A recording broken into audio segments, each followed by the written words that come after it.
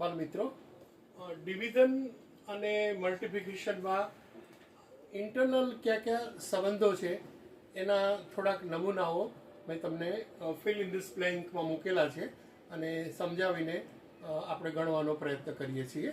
તો welcome. 20 into 20 આને તમારે 2 2 ઝા 4, 0 0 તો ડબલ 0. યસ, તો 400 by 20 is equal to 20.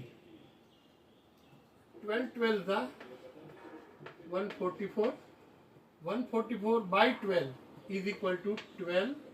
169 by 13 is equal to 13. 13 into 13 is equal to 169. 11 11 is equal to 121.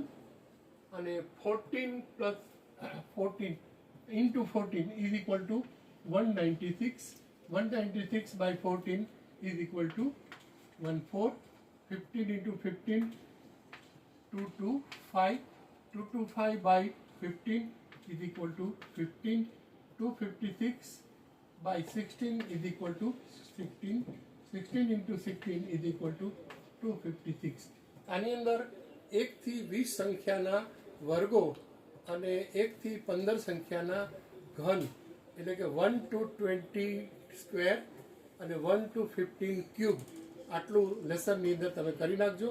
કોઈ doubt તો પ્લીઝ કમેન્ટ સેક્શન, અને please if you like please like.